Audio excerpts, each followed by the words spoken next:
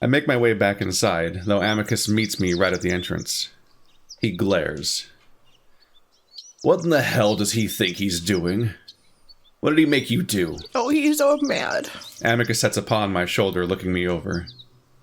Not much, I just served him while I talked to Virginia. Unbelievable. Amicus makes as if to walk out into the gardens. Where are you going? Going to give Cass a piece of my mind. I specifically told him not to. I set a hand on his arm, stopping him. Hey, it's fine. Is it? Because last I remember, he threatened to hit you. He didn't touch me at all. He ignored me the whole time. Amicus looks out into the gardens, still clearly wanting to go out there. Listen, I just want to get this dance practice done. I've been worried about it all week. Amicus pauses, then sighs, turning back to walk into the palace. Fine. But when I let Cassius get away with things like this, he tends to push it even further the next time. We walk in silence for a bit, our footsteps echoing like they always do in the marble halls. Are you alright? I'm fine. Why? Well, you seem a little grumpy. It was just a long day in this city. Unlike Cassius, speeches don't come naturally to me. Something I just need to get used to. I walk alongside the wolf, feeling his furry arm brush up against mine. So when do I get to go to the city? The wolf tilts his muzzle down at me in surprise. Oh? You want to go? Yeah, sounds cool. Well, yeah, didn't you say I could? It's kind of getting boring here. Well, I'd say once the first trial is done, you'd be introduced to the public by then, so everyone will know who you are and when we go. Can I plan on that then? Of course, I'm just surprised you want to see the city so badly. Well, looking at it from the balcony all the time has me curious. Well, visually, it's not all that impressive. There are cities out there with larger structures and attractions. Adastra is mostly a city for imperial officers and their families. Still, we could find some entertainment, I'm sure. As long as it isn't like the films I've seen on your TV. Well, it would be live entertainment, but it would be somewhat similar. Actually, if you don't like that, you may not like the dance I'm about to show you. Oh no. I realize then that we're walking in a new direction of the palace, down a hall I haven't been through since Alex gave me the palace tour. Where are we going? The throne room. Should be empty right now. It's where we'll be performing. I feel like this isn't an expression we see very often, this pose. Yeah, this one hasn't come up a lot lately. It's cute. Yeah, it changes up to the shape of his face a lot, but I think he does something like that when he's laughing, I think. There's like, I look at visual novel poses and they're interesting because there's like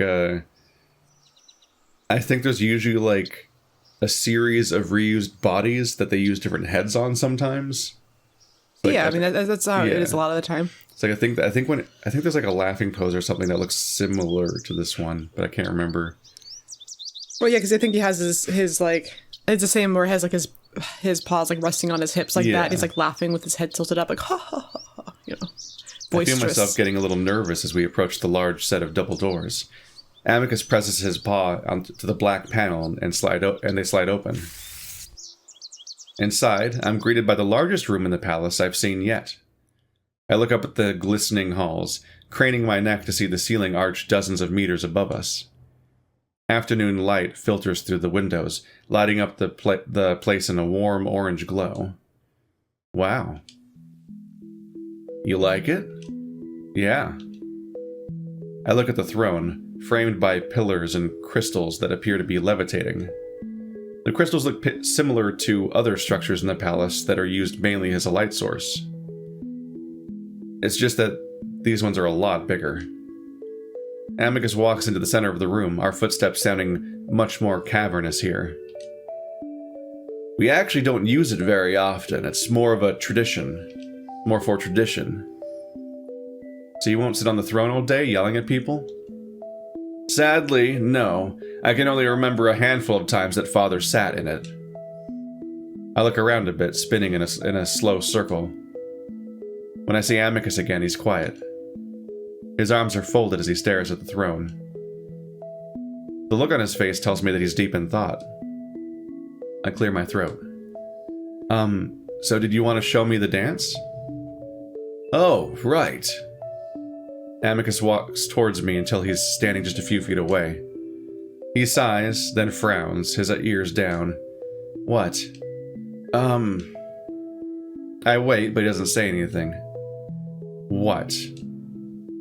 I say it a little more loudly, feeling nervous. Well... Seriously, you're stressing me out. Alright, listen, the role you'll be playing might seem a bit strange to you. Role? What do you mean by that? It's an interpretive dance. Amicus takes a deep breath, as if only now realizing what our practice session is going to involve. The dance we'll be doing is titled Mira, and it will involve things that you might find objectionable. Oh. Objectionable? Dirty dancing? Alright, let me try to explain this correctly. Basically, we will be playing the roles of Drusus and Mira, an emperor and his lover. Wait, so this is like a play or a musical? Am I playing a character? Well, of course, it's a dance. Well, I guess, but you never told me that I'd also be acting. This isn't flossing after all. Oh no, I'm not prepared. This isn't flossing at all. Isn't acting part of dancing? What's the point of a dance if you're not telling a story? Just move, shaking. I cover my face with my hands, rubbing it in frustration. Listen, quit saying these things to me like I should just know it. We're from different worlds. Of course things aren't the same on Earth. Yes, you're right. I'm sorry. You're so much like a wolf that I forget. It's fine, but what is it that I'd find objectionable? I remember his description of the dance included the word lover. Wait, what sort of things am I going to have to do with you? Look on Amicus's face worries me.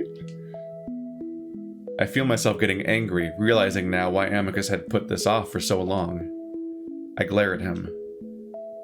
Nothing too explicit, but there's caressing and a kiss at the end. Oh my god. I let my head drop, closing my eyes. I'm sorry, I don't make up the dances or the rules, it's simply tradition. No, I mean, obviously, you know, this is all cute and dandy because we got Amicus and we have chemistry and stuff. But imagine this like in a different perspective where you're just taking some person from a different culture who's considered to be like Alex. But Alex is also pretty smart. A lot of these people are supposed to be like decently kind of dumb. Like if we were this is a weird tradition dumb. With the lowered intelligence like kidnapped species. You purposefully kidnap a species with lower intelligence and then you force them to kiss you. Yeah. It's just not great. Like wolf's culture is kind of fucked up. I'm gonna purposefully pick a dumb group of people so I can like get them to do this without objection. Like it's just not great. No. I let the silence drag out, letting Amicus squirm. But weirdly enough, I'm not as angry as I thought I'd be. Knowing Amicus for the 2 weeks I've been here, I guess I kind of just expected it from him. Still, he's been nothing but respectful to me over the last few weeks, aside from the kidnapping. But if it means I can go home... I guess I'll make out with him. That's fine. Is that it? You caress me a little and kiss me at the end?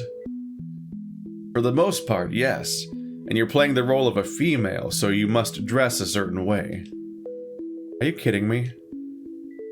I feel my face flush red, something that Amicus has told me is kind of unnerving to see for someone covered in fur. Why do I have to do it then? Go get a female dancer or something. A professional would do this way better than me. It's called heteronormativity, and it's never going away. That's not the point of the trial. Me teaching you is part of it, and it's simply the role of the pet to do so. You should have told me this last week, Amicus. Amicus doesn't seem to have an answer for that besides a mumbled sorry. We stand there in awkward silence for a little while longer before Amicus squares his shoulders. Listen, I will not force you to do anything you don't want to, that I promise. But doing this dance convincingly is needed for us to win. I sighed loudly. Who's even judging this? Kato and the triumvirate for the five other major cities. I always feel like triumvirate's going to be 3, and it always throws me off when it's not. Triumvirates? Groups of 3, Yeah, it's try, dude. Yeah, It's try. 3 per city, not 3 city. I expected, whenever the number besides 3 is associated with triumvirates, I get thrown off, but it's because each one is a group of 3. Womp. Groups of 3 that govern the cities. So why do you even have to know music or dance to become an emperor anyway? Well, the more well-rounded the wolf taps belly, the better he is for an emperorship. An emperor that can fight just as well as he can dance shows good character. Does it? Why don't we start electing our officials based on their dances? I'm just thinking back to school where it's like test-oriented anything doesn't actually lead necessarily to well-rounded people. It just leads to people min-maxing those exact things you test.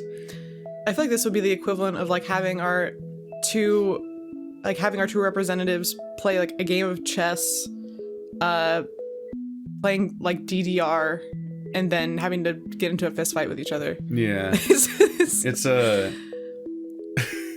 It would be pretty entertaining if American politicians had to fight each other.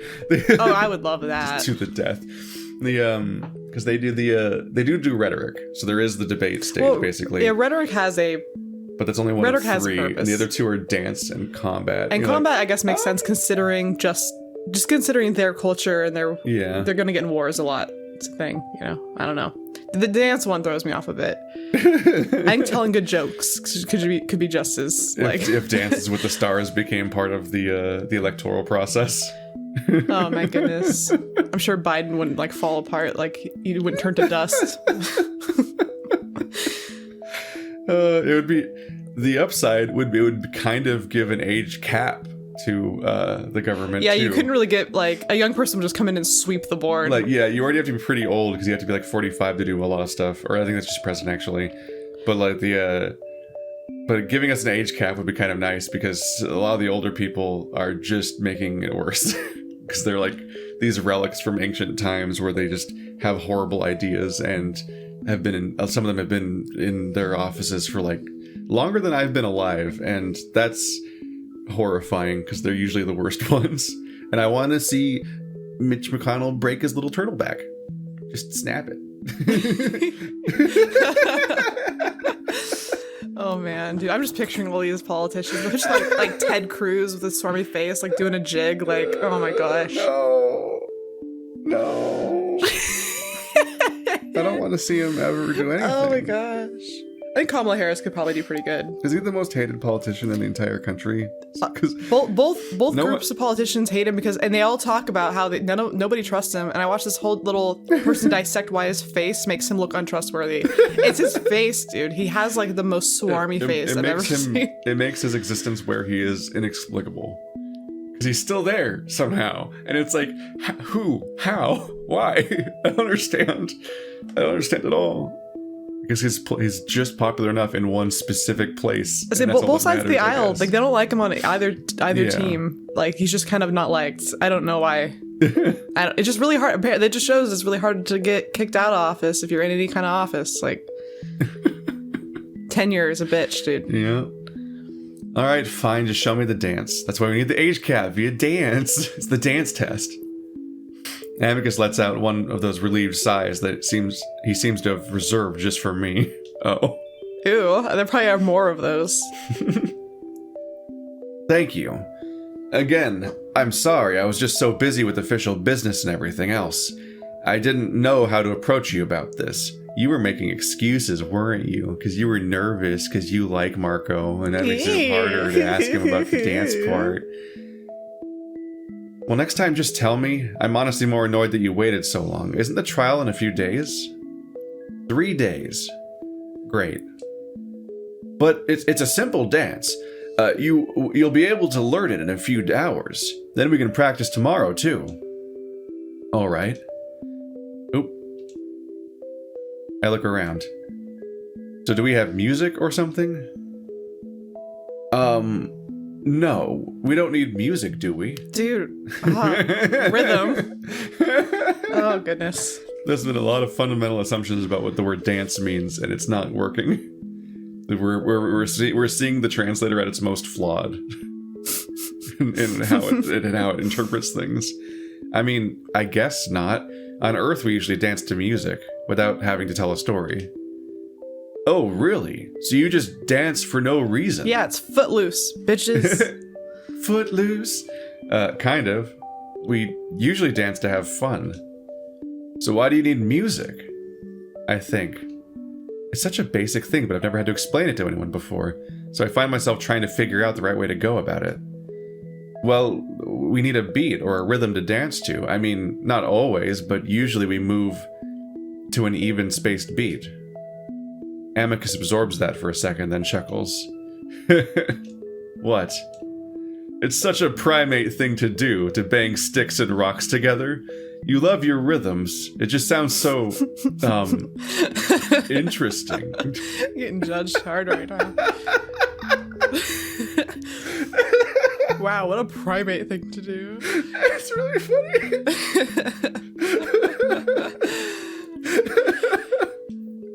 I frown, immediately picking up the condescension. You mean primitive? No, just different. I don't think that's the same root word in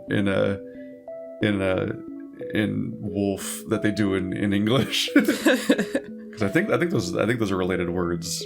What, primate and primitive? Yeah. Yeah, no, I think they are too. Yeah, or primeval.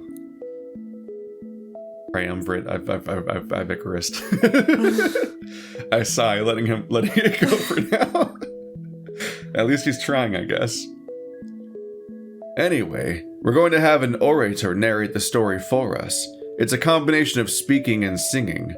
I'll do that for now, though, well, not the singing, I'll just speak. I stand there waiting, and Amicus coughs awkwardly. Anyway... Amicus reaches out a paw, and I take it after a short pause. Slowly, he draws me closer to himself, to the point where I can smell the lavender and floral mouthwash on his breath. I'm going to lead you through the movements first while narrating, then we'll start from the beginning again, alright? I nod in agreement, and with that, Amicus starts to narrate the story. 10,000 years ago, our empire was small, shriveled, and parentless. We abandoned them, and were left to drift through the galaxy alone. Amicus turns away from me to face the throne, his paw on my shoulder. Then Drusus, our dear emperor, came along and made a proposition. Amicus steps forward lightly, on his toes, gesturing broadly with his paw. Let us reconnect with our parent, and through them, the rest of the universe. But it was not so easy. The siblings, long tired of woven hubris, were reluctant to know them again. I stand there awkwardly, watching Amicus move around me in a sort of interpretive dance, mostly involving prancing and big gestures with his paws. That was until he met Mira, a Hindo sibling. Amicus turns to me then, stretching out a paw again. This time flat, like he's telling me to stop. Guess what species the Hindo are?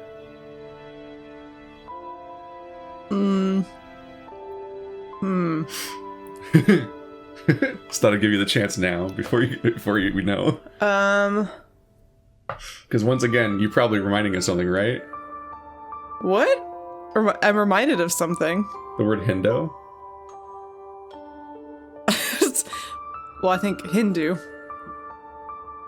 I don't know what animal that would make anyone. Where are the Hindu? Oh, they're in India. It's a good start. I mean, they could obviously they have more than one animal, but yeah. Yeah, I was gonna say there's a lot of animals there. They could be little baboons. The little baboons. Or they could be tigers. That'd be cool. Amicus turns to me then, stretching out his paw again. This time flat, like he's telling me to stop. I'm thinking of the Jungle Book, and I'm like, what is there in the Jungle Book? That bear doesn't... I don't think that bear belongs there, so I can't say that. The bear that's just there because they could reuse the sprites from, like, something else. Wait, I know there's elephants. Wait, was Jungle Book I know they reused the same bear a bunch of times, but I don't remember which one was first. No. The was Jungle Book the first one or the recycling? It was Robin Hood. Robin Hood. Robin they're Hood's- they're reusing him from Robin Hood, and it's also like the same bear in that one where he's a pilot. Well, that's a TV show. Yeah, And that show's dope. It's like genuinely the same character design, isn't it? What's that called? Just for the third time. From like, is that? It's got like Rescue Rangers. Is that Rescue? Yeah, that's Rescue Rangers. Yeah. That show's very good. I want to watch the Chip and Dale movie that just came out. I heard it has Ugly Sonic in it. It's very That's all I know about strange. it. It's like a weird mashup. I don't know anything about Chippendales. I heard some people say it's great. Some people say it's horrible. I really need to see it because it's very When I hear the unusual term interpretation. when I hear the term Chippendales, I think of something else. Well, I think that's the joke. Yeah. I think they named them that because I think that group already existed. Yeah. There's that one Pokemon I can't see without thinking of a Chippendale dancer. Which I don't know why they designed him one? that way. He's like a little lion, and his whole the whole back half is you're black. thinking of Luxray. Yeah, because he looks like he's wearing fucking- black pants, what's and then he has Luxray? and then he has bracelets. Yeah, no, I'm like, that's just a Chippendale dancer with the black pants and the bracelets, like, and then they're topless. I'm like, hang on a minute. Why does he look like a Chip? And then obviously people draw him standing up, so it just looks more like a Chippendales dancer. And I'm like, I don't understand this character design. I don't know if it's like referential to something else, because a lot of them are. Like, how many of them are yokai or something? But I don't know. Well, he definitely looks like he's wearing pants. I'll definitely give you that. I think it's Luxray, and if I get that wrong, I'm gonna get roasted in the comments. So I'm trying really hard to think if I'm right. It might evolve into Luxray or something. No, well, there's a little baby one. Its name is like. I remember the fuck. Is it Shinx? It might be Shinx. And then Lux. The word Lux comes in again. Luxray it's Egyptian, yeah, dude. Lux is Luxray Egyptian. has a lot of head. like his hair gets more advanced. Yeah, but like Shinx is definitely like it's like Sphinx, right? And then it's Luxray. Lux Yeah, was just I think fucking I'm means thinking of something. Shinx. I gotta look this shit up later. Yeah. Well, Shinx is the baby. Yeah. I think that's the one I'm thinking of. I don't know. You're supposed to be my encyclopedia of the stupid cartoon animals. I am, but I the ones I like better are the stupidest ones. I like Paris. I like the dumb ones. I don't like the ones that everyone else likes. I like the dogs. There's a lot of them. There's like one every generation, and they're pretty good. Although I don't like the one that evolves to having a giant pyramid head. I like it better before that. Fucking Electrike. There's also like I feel like there's like 3 entire generations that have electric dogs, and it's like there's more types. Boltund. Yeah. Like, where's the fairy dog and the steel dog? Well, you got all your Eevees. Yeah. So. I don't like most of the Eevees. Nah, me neither. Eeveelutions. All right, so. Sorry, guys. All right. So just reach out the same way and press your paw to mine. I do as he asks, watching his massive paw almost seem to envelop mine. He slowly pushes my hand upward, drawing me closer as he does. And before they could help it, they'd fallen in love. The story goes on for a while, Amicus teaching me the steps and hand movements as it does. The process is slow and tedious, but Amicus is patient with me and tells me that it's not the choreography that's necessarily important, but rather the feeling and passion we put into the movements. The story describes Mira and Drusus' relationship, evolving from one official diplomatic business to true love. But it doesn't last long because Mira becomes sick from an unspecified illness and is about to die, as drama dictates. The parents offer Drusus 2 options: save Mira or save his empire and promise his people prosperity for the next 10,000 years. It's a Life is Strange, like Yeah. it's always the Life is Strange The question. choice. You just force it in there. Drusus wants to choose Mira, even if it means damning his empire for millennia. At this point in the story, Amicus draws me in to his chest, my back pressed to his front as he holds me close, his voice rumbling in his chest. Then the story takes a sudden turn. Mira denies Drusus his own decision, instead taking her own life so that his empire might survive. Here I'm supposed to put the back of my hand to my head, like I'm an old-timey woman in a corset passing out. Amicus carefully lowers me to the ground, laying me flat on my back. And so it was that another sibling saved our empire. Drusus was forced into his one remaining choice, which was no longer a choice. Amicus stands slowly, raising a paw to the sky, pointing. To the stars, he said. We are now at Adastra. Amicus holds a pose for a moment, then looks down at me. Is that it? Yes. I sit up, and Amicus reaches down to help me to my feet. Wasn't so bad, was it? Well, not really, as long as it doesn't matter if I don't do all the steps right. No, you just have to have a general idea of it. Remember, it's the feeling you need to get right, the tragedy of it all. So is that story true? Seems like a weird choice to give someone. And he made a really stupid decision. He basically killed Mira. Amicus shrugs. It's mostly just a dramatic story. But Drusus was a real person, and so was Mira. She did take her own life, but we don't really know why, or the extent of their relationship. And what about the kiss? You said the dance would involve that. I thought we should leave that for the actual performance. I assume you don't want me kissing you over and over. Yeah, that's probably for the best. I find this interesting because whenever there's a narrative within a narrative, it's almost always trying to say something about the narrative that it's inside of, or foreshadowing something, or commenting on it, or something. And so it's interesting to then respond to the narrative by questioning whether or not it's even true. Which is immediately what happens. I mean, Adastra just does a lot of weird, interesting things. Oh. It's a smart thing for him to do, considering, I mean, that is the logical thing to do. I think There's usually no basic knowledge of our own history and also how we dramatize things. Well, then in narratives like this, usually there is no questioning of this. It's like, oh, it just was a true story. We all believe it, and it's like, but in reality, you would see something like this and be like, oh, is King Arthur a real person? That's one of our, it's kind of, but not really. I love how just impossibly goofy this face is. The fucking open mouth, look, it's yes. It's so lopsided and so goofy looking, and it's so the opposite of that one really determined face that he makes when he looks straight at the camera and dead on. Yes. The emotional range of this character's faces is look at his fucking eyebrows. I love the little triangle eyebrows. They're one of my favorite things about him. It just, this picture brings me joy. It's this is he's gonna be emperor. How? Well, he saves this face for behind the scenes. Yeah. Anyway, let's do it a few more times and get you into the feel of it before we focus on the acting portion tomorrow. For the next few hours, we go through the steps over and over. By the end, we're both kind of sweaty, being so close to each other that while Vita shines in on us. So I guess dogs don't pant in this. They have sweat and fur. Oh, that's so much. All right, why don't we take a break? Sure. Would you like to go to the communal bath? Where everyone takes a bath together? For the first time I can really smell the musk coming off of Amicus. It's not bad, but mixed with the lavender smell, it's a bit strange. Well, more to have a hot soak to ease the tension in the muscles. Don't worry, you can keep your underwear on if you'd prefer. Oh, okay. Great! Amicus leads the way to the throne room and back to the marble halls. The cooler air hits my sweaty skin, and I realize that I probably don't smell so great either. And they can smell way better than you. The perfume the wolves use isn't all that strong. I adjust my robe, not liking the way the fabric sticks to my skin.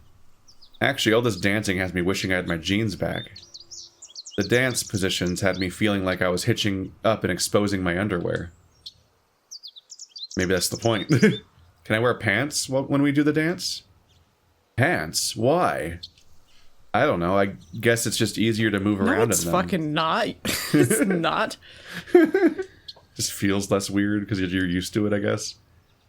Well, you'll be wearing a Hindo costume, which are also rather billowy. Sorry. Billowy. Why do you wear pants anyways? No one else does. Ah, well, they've been coming into fashion over the last few years. I thought wearing a pair would endear the people to me. Also, it just lets the artist draw a bulge every time, as opposed to the robe thing. It's basically the entire reason, actually. That's... We really just wrote, we wrote the story after. we had to fit in a reason afterwards. You want them to think you're hip? Yeah, I've got 2 of them. You can. They're very visible. You only have one hip. You only have one hip, Yeah. but they're called hips. Yeah, but it's just one piece. But they're still hips. Just like how they're pants when they're one piece. Yeah, Checkmate! Yeah. I win! Our language makes no sense. I've won trial 2. Unfortunately, you will defeat me in combat and dance. Fuck yeah, I would. You have hips, but do you use them? Oh no, I'd be so fucked if in this competition. Hey, but if it was a Guitar Hero competition, you'd kick my ass. Oh yeah, so. that'll come up. Fake instruments. That's a great challenge. I don't know, dancing instruments, whatever. Can you beat match in this really specific video game that's not like playing real music? I can't even do the taiko drum one, dude. That's like that's like bonk, bonk, dude. bonk, I would bonk. have that if it wasn't for the fact that I live with you guys. I'd just be hitting something in my room all day. It's like, oh, good R.I.P. music games. It's just not the same when you live in a shared area.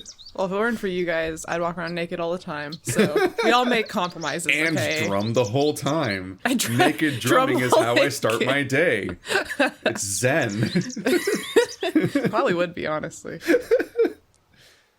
Well, I want them to believe that I'm forward thinking. Everyone else in the palace has this aura of traditionalism, which is a code word for racist, which is not something I'm aiming for. I hate the word tradition. Anything time the word traditional comes up, I'm like, it's never good. Paula Deen had her like colonialist like barbecue event or wedding or whatever, where it was like traditional colonialist. So they had like, it was just like, so racist. It's like as a gay dude, that word never is good. It's just never indicative of good things. It's not a good way to introduce anything. Tradition. Amicus adjusts his pants near the crotch. I've grown to prefer them over the robe, but in situations that involve a lot of sweating, I can grow a bit uncomfortable under the leather. Those are fucking leather? Those are leather pants. Oh god, so sweaty. Amicus stops by a door I'd never noticed before, much smaller than the entrance of the throne room. He presses his paw to another black panel, the door sliding open. Next episode, public bath. Ew.